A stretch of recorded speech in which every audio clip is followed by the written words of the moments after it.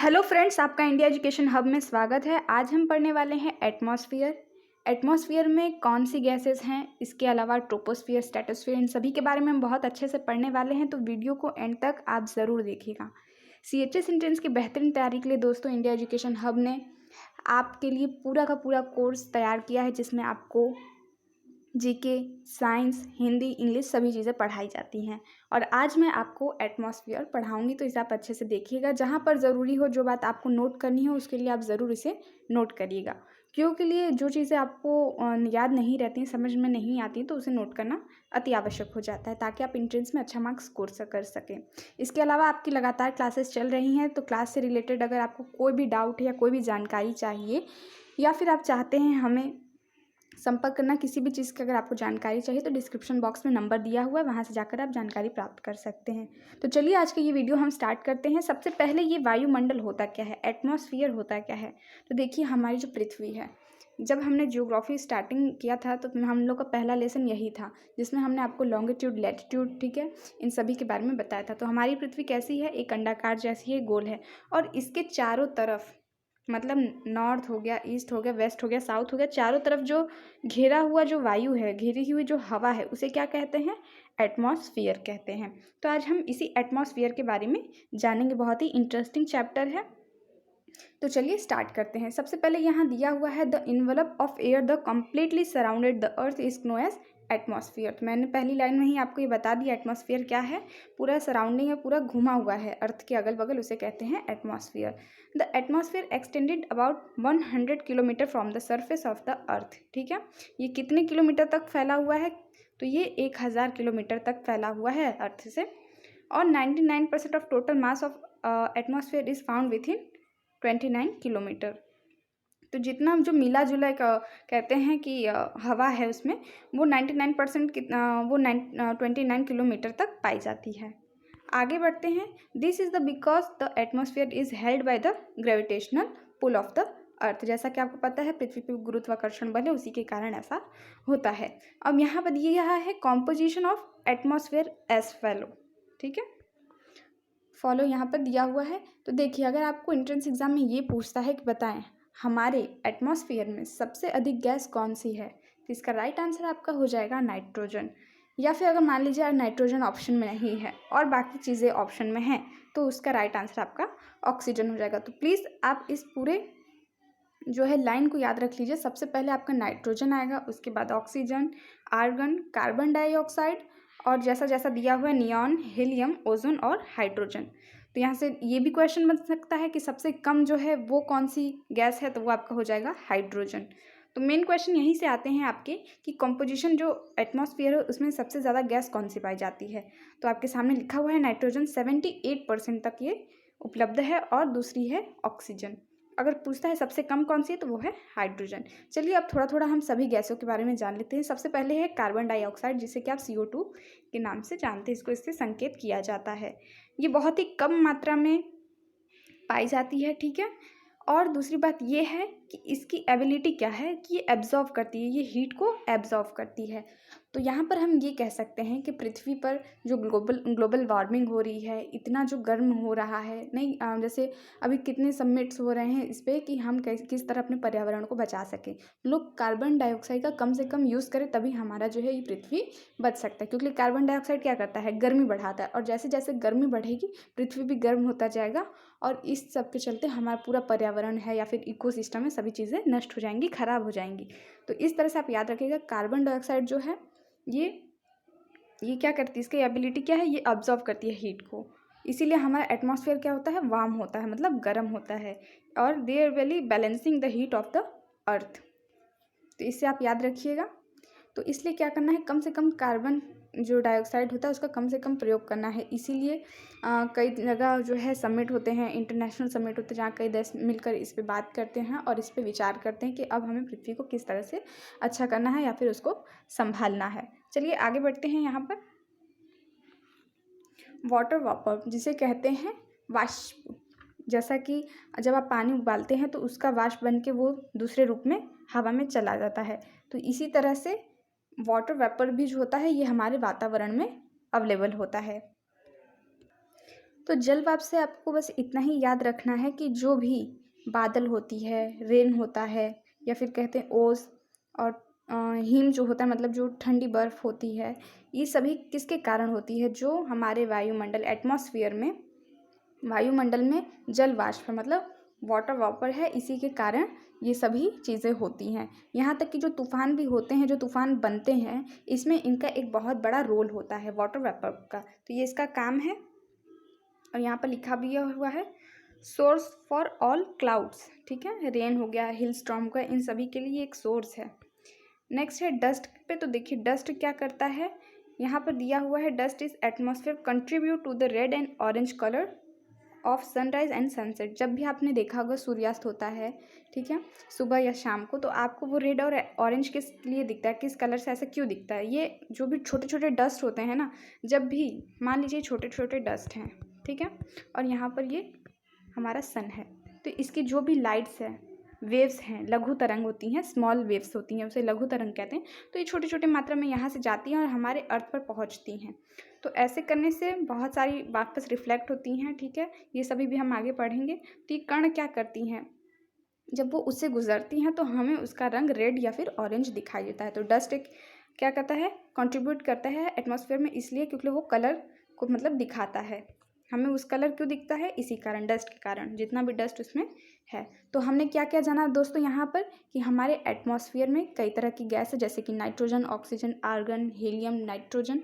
उसके अलावा इसमें जो होता है आपका वाटर वेपर भी होता है और डस्ट भी होता है, और सभी का अपना कुछ ना कुछ काम होता है। इसलिए आपको याद रखना है कि इन सारे जो हैं इनका काम क्या होता है हमारे एटमॉस्फेयर में।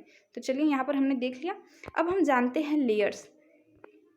तो इनको कई लेयर्स में बांटा गया है।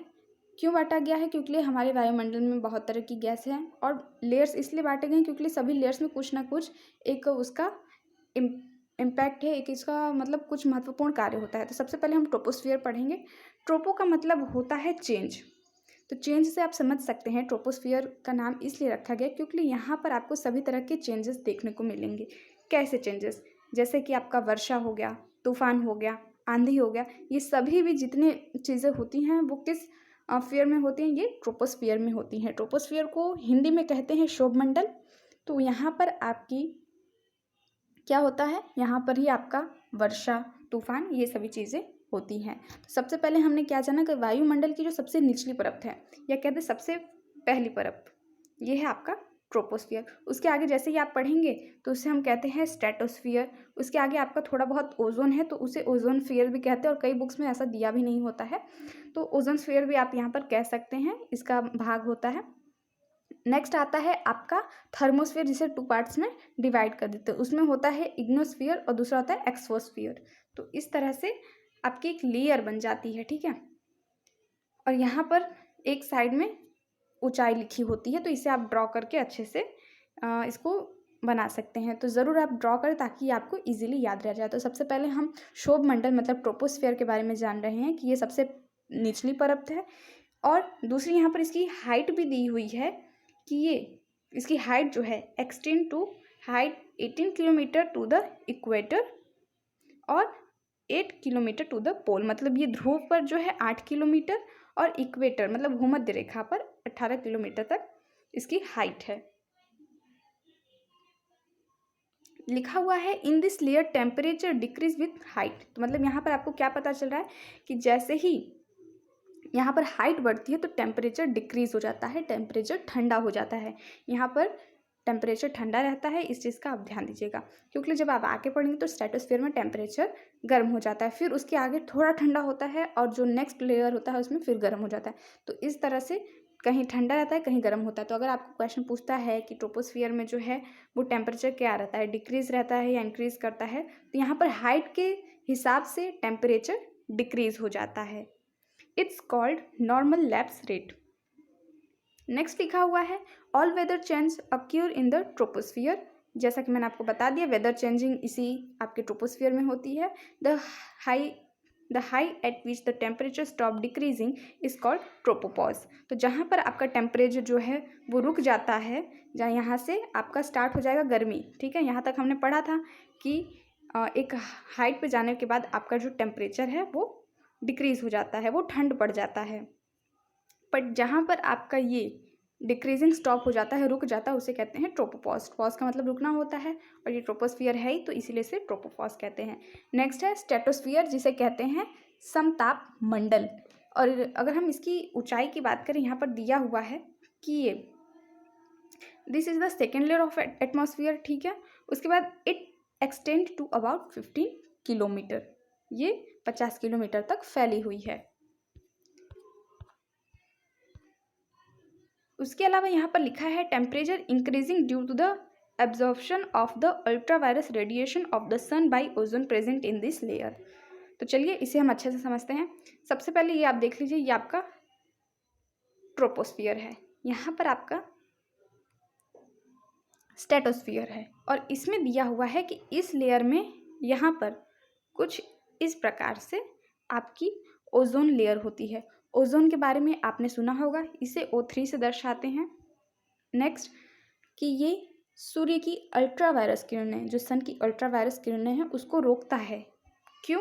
क्योंकि अगर ये किरणें धरती पर पहुंचेंगी तो जितने भी जीव जंतु हैं, चाहे हम बात कर लें ह्यूमन बींग्स की या एनिमल्स की या प्लांट्स की, तो इन सभी के लिए वो हानिकारक है। इसीलिए ये क्या करता है, एब्जॉर्प्शन करता है सूर्य की पैराबैंगनी किरणों का। तो आप समझ सकते हैं, पहले तो ये किरणें बहुत ज़्यादा गर्म होंगी, अल्ट्रावायलेट किरणें, तो आप समझ सकते हैं कितना ज़्यादा हानिकारक होगा और इसमें कितना ज़्यादा वार्म होगा।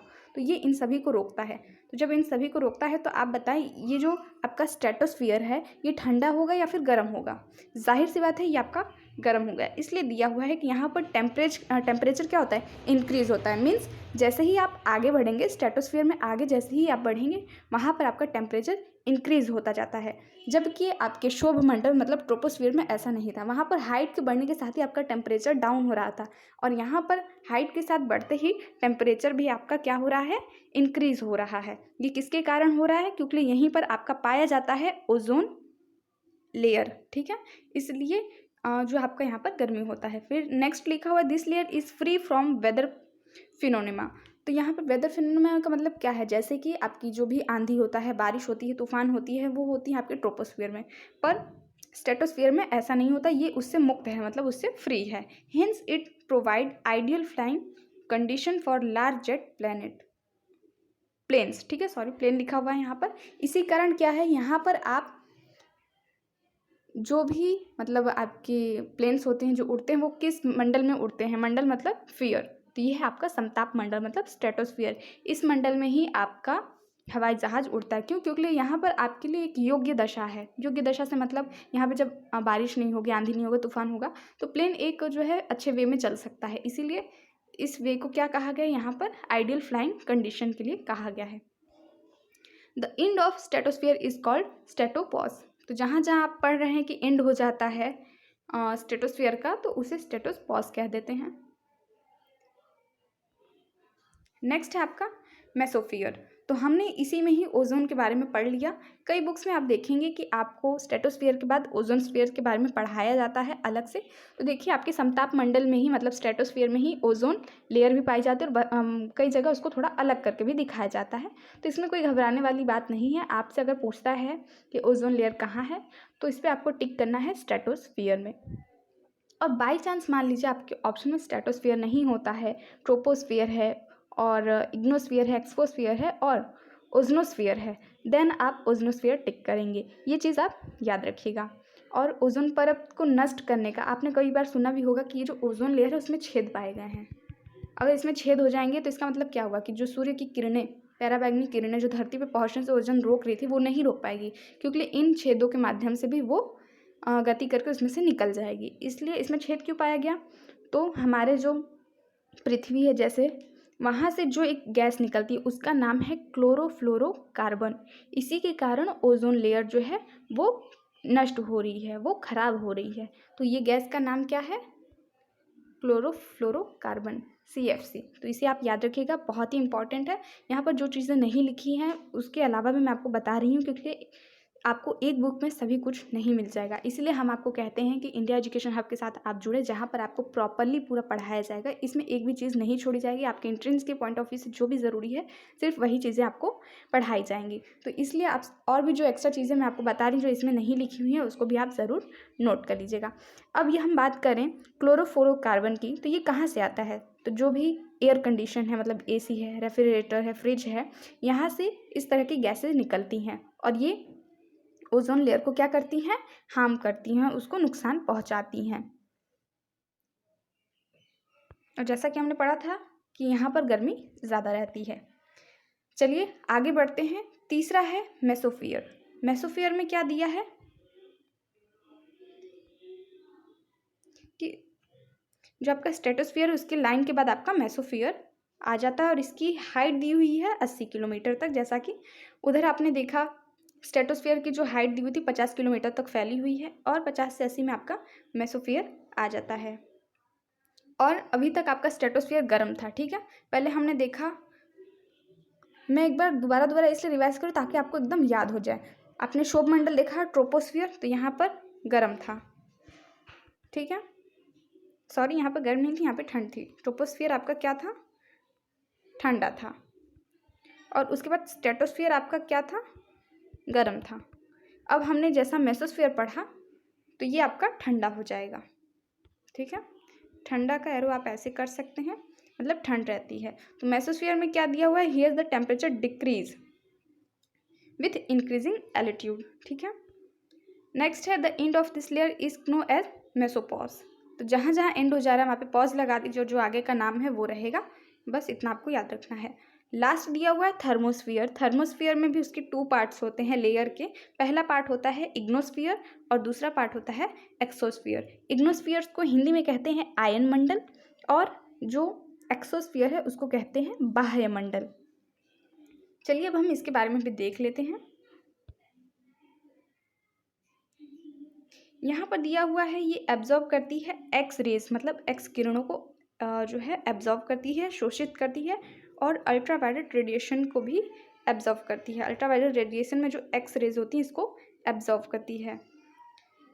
इग्नोस्फीयर reflect radio waves and make transmission possible. तो जो आज हम टीवी देख रहे हैं या टेलीफोन पे जो बात कर रहे हैं, ये किसके कारण संभव हो पाया है, ये पॉसिबल किसके कारण हो पाया है, ये हो पाया है इग्नोस्फीयर के कारण। इग्नोस्फीयर में क्या होता है, आपके कई तरह की जो है वेव्स पाई जाती हैं, जैसे कि यहाँ पर हम कह सकते हैं रेडियो जो होता है आपका, टेलीविज़न होता है, टेलीफोन होता है और रडार जो होता है संचार, इन सभी आपके थर्मोस्फीयर के किस लेयर में, इग्नोस्फीयर में, यहाँ से कनेक्ट करके हमें जो है पूरी जानकारी दी जाती है। जैसे टीवी अगर आपका है, ये जो भी चीज़ें हम देख रहे हैं वो कहाँ से ये चीज़ें हमको संचार रूप में दिखाई दे रही हैं, तो इसी लेयर से यहाँ पर ये ट्रांसमिशन देता है, ठीक है, ट्रांसमिशन देता है, ठीक है। ये चीज़ आप ध्यान रखिएगा। तो आपसे पूछ सकता है कि जो भी हम ये आपका इग्नोस्फीयर है इसका काम क्या है, तो ये क्या करता है, शॉर्ट रेडियो वेव्स देता है, जिसे कहते हैं परावर्तित, यहाँ से फ्रिक्वेंसी जो होती है E1 E2 F1 F2 इस तरह की चीज़ें, इसलिए इसे क्या कहते हैं, संचार उपग्रह। संचार उपग्रह कहते हैं, इसी मंडल में जो है स्थित है, इसी मंडल में मतलब से हमें जानकारी प्राप्त होती है। तो दोस्तों आज हमने देखा वायुमंडल, एटमॉस्फेयर, जिसमें कि कई तरह की गैसेस हैं और उसके ऊपर कितनी लेयर्स है और सभी लेयर्स का क्या काम है, वहाँ से वो क्या चीज़ें करती हैं। नेक्स्ट वीडियो में हम पढ़ने वाले हैं विंड्स, मतलब हवा, क्लाइमेट के बारे में। यहाँ से भी ज़्यादा बड़ा ये वीडियो नहीं होगा विंड्स वाला, आपको बहुत ही आसान भाषा में छोटे छोटे वीडियो प्रोवाइड करे जाएंगे। अगर आपने अभी तक मेरा जीके जीएस का पार्ट नहीं देखा है, मतलब जिसमें मैंने आपको हिस्ट्री जियोग्राफी के कई लेसन्स पढ़ा चुकी हूँ, वो नहीं देखा है, तो उससे आप जाकर एक बार ज़रूर देख लें। यहाँ पर हमने लगभग जियोग्राफी और हिस्ट्री में आधे से ज़्यादा चैप्टर कंप्लीट कर दिए हैं। तो देखिए हमने समय पर आपके सभी सब्जेक्ट कंप्लीट करा देंगे, सिलेबस आपका जल्दी ही ख़त्म हो जाएगा, इसके लिए आप बिल्कुल परेशान ना हों। हिस्ट्री में जैसे अगर हम स्टार्ट करते हैं तो प्राचीन इतिहास में वैदिक जो आपका काल है या जो भी इम्पोर्टेंट बुक लिखी गई हैं, उसके बाद मौर्य डायनेस्टी है, गुप्ता डायनेस्टी है, इन सभी के बारे में हमने पढ़ लिया है। और मॉडर्न हिस्ट्री में हमने दिल्ली सल्तनत, मुग़ल सल्तनत पढ़ लिया है। और आगे बढ़ते हुए आपका जो और भी अंग्रेज़ों का आगमन है, प्लासी का युद्ध है, बक्सर का युद्ध है, इसके ऊपर भी हमने जो है लेक्चर बना दिया है, बहुत पहले ही लेक्चर बन चुके हैं और काफ़ी बच्चों ने देख भी लिया है। अगर आपने अभी तक नहीं देखा है तो हमारे यूट्यूब चैनल को आप ज़रूर सब्सक्राइब कर लें, वहाँ पर आपको सभी वीडियो अवेलेबल हैं, प्लेलिस्ट में जाकर आप उन्हें देख सकते हैं। जियोग्राफी की बात करें तो एग्रीकल्चर है, रिसोर्स है, इन सभी पर हमने आपको पढ़ा दिया है और लगातार आपकी क्लासेस दी जा रही हैं। तो अगर आपने एक भी क्लास मिस की है तो प्लीज़ मिस ना करें, मेरी ये हम्बल रिक्वेस्ट है। जो भी क्लासेस आपको प्रोवाइड कराई जा रही हैं उन्हें ज़रूर देखें और इंपॉर्टेंट जो भी आपको चैप्टर या नोट्स लगते हैं उन्हें ज़रूर अपने नोट डाउन करें। तो धन्यवाद वीडियो को पूरा देखने के लिए। इसे अधिक से अधिक शेयर करिएगा। चैनल पर पहली बार विजिट कर रहे हैं तो सब्सक्राइब करना ना भूलें। धन्यवाद, नमस्कार।